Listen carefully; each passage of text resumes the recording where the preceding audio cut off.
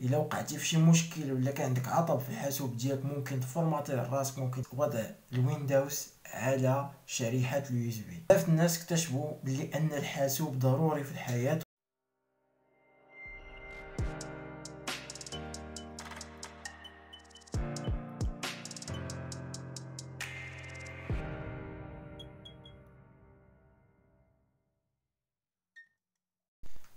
السلام عليكم اخواني اخواتي، مرحبا بكم في هذا الفيديو الجديد اللي غادي نقدموا فيه طريقه جديده نحاول نستافدوا من الوقت ديالنا، ما نضيعوش. انا بدوري غادي نتساهم معكم في هذه الاستفاده، وغادي نقدم لكم فيديو تتعلق بكيفيه وضع الويندوز على شريحه اليو اس بي. يعني كيفاش نديرو نحطوا الويندوز، نرجعوا واحد شريحه يو اس بي ممكن انستاليو بها الويندوز على الحاسوب ديالنا. في هذه الظرفيه الحاليه اللي كنعيشوها بسبب هذا الوباء اللي صاب العالم، بزاف الناس اكتشفوا بلي ان الحاسوب ضروري في الحياه، خصوصا الناس اللي كيستعملوه في التعليم ولا الناس اللي كيستعملوه في العمل عن بعد. لان الحاسوب واحد الوسيله لا تعوض، تيدير لنا بزاف نتاع لي سيرفيس. يعني هاد الناس اكتشفوا حاليا بان الحاسوب واحد الوسيله لا تعوض، داكشي علاش عاودوا التجؤوا ليه مره اخرى. المهم باش تمكن انك الا وقعتي في شي مشكل ولا كان عندك عطب في الحاسوب ديالك، ممكن تفورماتي راسك، ممكن تعاود تانستالي ويندوز راسك. حنا غادي ننطلقوا من هذا الفيديو وغادي نوريكم كيفاش، لان اغلب الحواسيب ما بقاش فيهم لي ليكتور سي دي، واحسن طريقه باش تانستالي الويندوز هي تانستاليها من لاكلي يو اس بي، لان لاكلي يو اس بي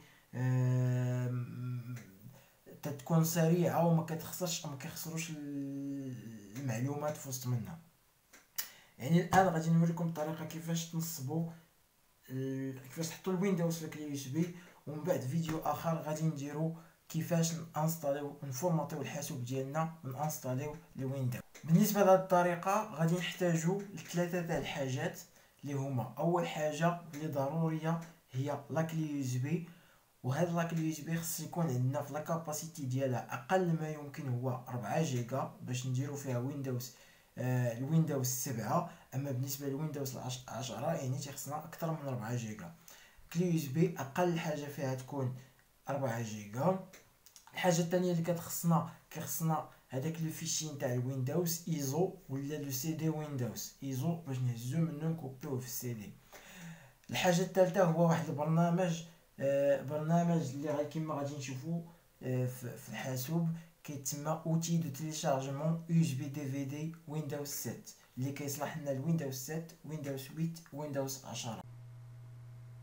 كما سبق ليا وذكرت، باش نتمكنوا باش نوضعوا الويندوز في الكلي يو اس بي، تكون عندنا واحد لا كلي يو اس بي بوتابل، سواء بويندوز 7 سواء بويندوز 8 سواء بويندوز 10. كنحتاجوا واحد يو اس بي اللي اقل كاباسيتي فيها هي 4 جيجا.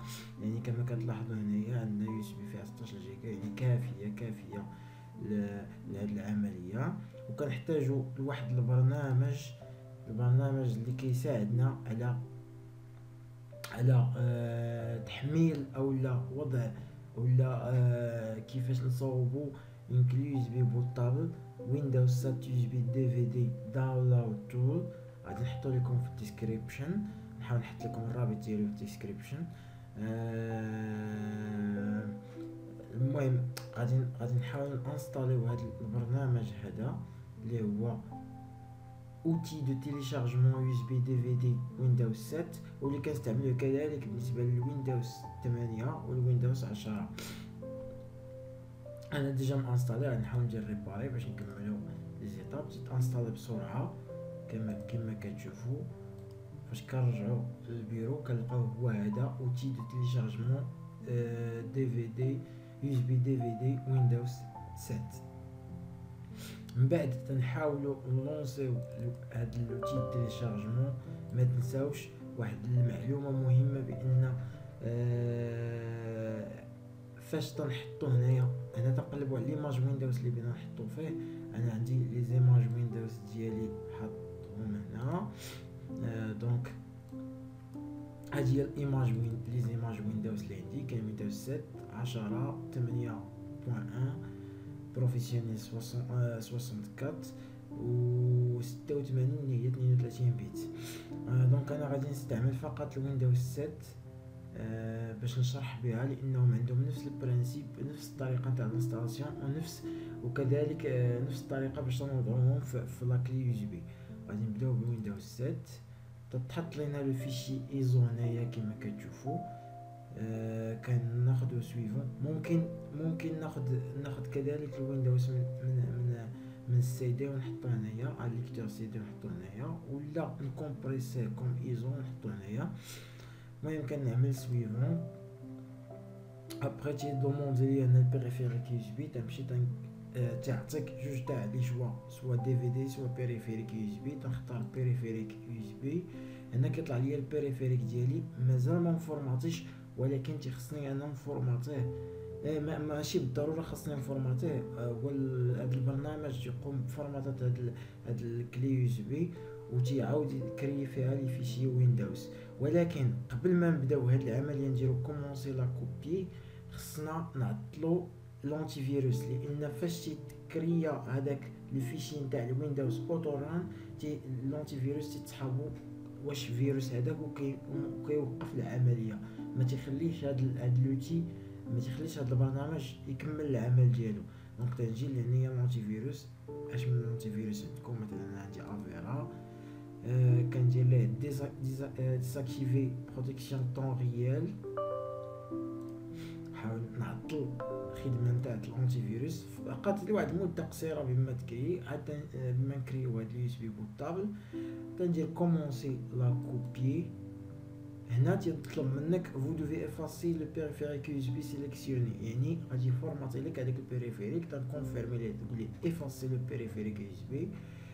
هنا تيقول لك بان الكونتوني اللي كاين في اللي كاين في اي حاجه كاينه في هذاك البيريفيريك يو اس بي غادي تفورماطا، ما غادي يبقى عندك حتى شي حاجه فيها. دونك تنكونفيرمي ليه وي، وتيبدا الفورماطا.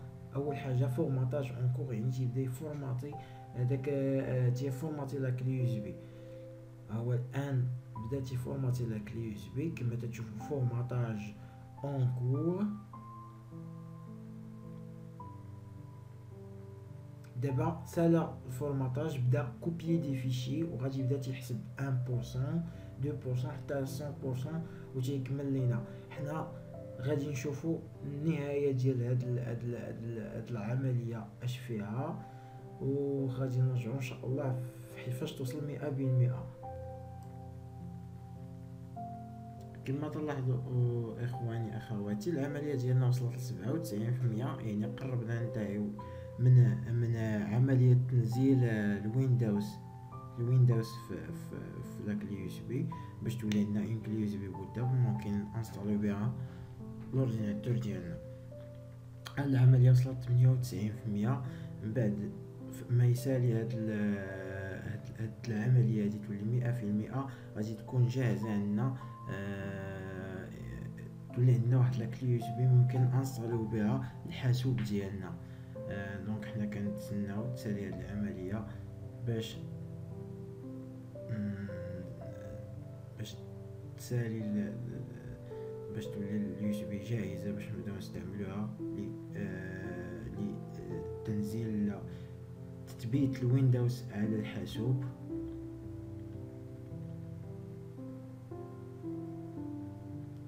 لم يبقى سوى 1%.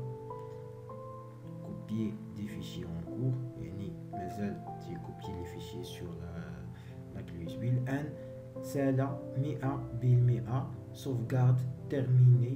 نديرو ريكومونسي. دونك وممكن الان نحيدو لا كلي يو اس بي ديالنا لانها اكتملت. ممكن هذه نسدوها ونرجعو نفتحو نافذه هنا باش نشوفو لا كلي يو اس بي ديالنا. ها هي ولات جاهزه. الا دخلنا ليها غنلقاو بلي فيها لوطوران تاع الويندوز. الان ممكن لينا نبداو الانستالاسيون ديالنا تاع الويندوز في اي حاسوب عن طريق لا كلي يو اس بي. نتمنى باش يكون عجبكم هذا الفيديو واستفدتوا منه بزاف. استفدتوا من الطريقه تاع وضع الويندوز على شريحه اليو اس بي كما سبق لينا شرحنا في هذا الفيديو. وكنتمنى باش تكونوا استفدتوا، وان شاء الله غادي نكملوا كيفاش نفورماتيو ونانستاليو الاورديناتور ديالنا في الفيديو الجاي ان شاء الله. تنضرب لكم موعد في الفيديو الجاي ان شاء الله. السلام عليكم ورحمة الله وبركاته.